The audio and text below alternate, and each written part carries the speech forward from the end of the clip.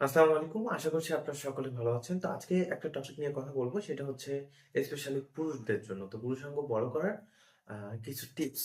তো অনেকে মনে করে থাকেন যে হচ্ছে তাদের পুরুষাঙ্গটা অনেকটা ছোট বা অনেক ধরনের সমস্যা অনুভব করে থাকেন। তো আসলে আপনার মন মানসিকতাটাকে আগে পরিবর্তন করতে হবে। একটা পুরুষের যদি ৩.৫ ইঞ্চি পর্যন্ত যদি লিঙ্গ থেকে থাকে সে পারফেক্ট। ৪ ইঞ্চি হলে সবচেয়ে ভালো হয়। তো ৩.৫ থেকে ৪ এটা যদি হয়ে থাকে তাহলে তার এতটাও চাপ নেওয়ার কিছু নেই।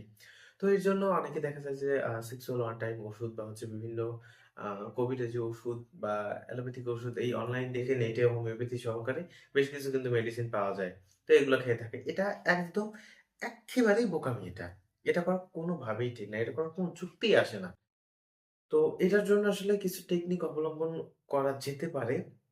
যদি আপনার বয়স ২৫ এর কম থেকে থাকে তাহলে বলা চলে যে ভালো একটা কার্যকারী ভূমিকা পালন করে। ফার্স্ট স্টেপে হচ্ছে আপনাকে মাস্টারবেশন থেকে দূরে থাকতে হবে। যেকোনো মূল্যে যেকোনোভাবেই মাস্টারবেশন থেকে হোক দূরে থাকতে হবে। নাহলে দেখবেন যে হচ্ছে আ দৃশ্যমান হচ্ছে বা হচ্ছে আম আগামোটা এবং গোড়ার অংশটা হচ্ছে চিকন হয়ে যাচ্ছে। এই ধরনের কিন্তু সমস্যাগুলো দেখা দিবে। তো সেজন্য এটাকে বন্ধ রাখতে হবে এবং ভালো, ভালো কিছু খাবার যেমন হচ্ছে বাদাম, আ নরমাল যে বাদামগুলো পাওয়া যায় চীনা বাদাম বা হচ্ছে আপনার মানে নরমাল হাতের কাছে যে বাদামটা পাওয়া যায়, এটা খেতে পারেন। তার পরবর্তীতে মধু, কালোজিরা এই জিনিসগুলো খেতে পারেন।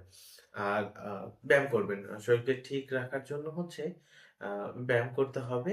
তো এই ব্যায়ামটা করলে মোটামুটি একটা কাজে দিবে। আরেকটা হচ্ছে পুরুষাঙ্গটাকে হচ্ছে সঞ্চালন করা। নিয়মিত ওখানে যদি হচ্ছে রক্ত সঞ্চালনটা ঠিকঠাকভাবে হয়ে যায় সেক্ষেত্রে হচ্ছে পুরুষাঙ্গ ধরে কয়েক প্রকারের ব্যায়াম রয়েছে। অনেকটা হচ্ছে পুরুষাঙ্গটাকে ঝাঁকানো বা হচ্ছে একটু করে ওখানে নাড়াচাড়া দিয়ে হচ্ছে আ এক ধরনের ব্যায়াম করা।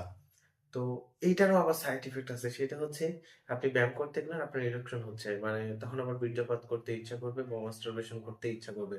তো এই ক্ষেত্রগুলোতে এটা থেকে বিরত থাকতে হবে। আর এখানে সবচেয়ে বেশি গুরুত্বপূর্ণ ভূমিকা যেটা পালন করবে সেটা হচ্ছে আপনার মাস্টারবেশনটাকে সম্পূর্ণরূপে অফ রাখতে হবে। ভালো, ভালো খাবার খাইতে হবে, দ্রুত ঘুমাতে হবে, দ্রুত সকালে ঘুম থেকে উঠতে হবে। তাহলে আশা করা যায় ভালো কিছু হবে। আর এর পাশাপাশি আপনারা চাইলে কিছু হোমিওপ্যাথিক মেডিসিন সেবন করতে পারেন। তো মেডিসিনের নামগুলো বলা মুশকিল ব্যাপার। কেননা আপনার কোনটা ওষুধ এই ভিডিও তো সবার জন্য। আপনার জন্য কোনটা লাগবে সেটা একমাত্র একজন ডাক্তারই বলতে পারবে। তো আপনাদের যদি কোন প্রকার প্রয়োজন মনে হয় হোমিও অনুশীলন মেডিকেল টিমের সঙ্গে আপনারা সরাসরি যোগাযোগ করতে পারেন। আর নিয়মিত এরকম তথ্য পেতে আমাদের Facebook পেজ, YouTube চ্যানেল এবং টেলিগ্রামে যুক্ত থাকার আমন্ত্রণ রইল। ধন্যবাদ সবাইকে।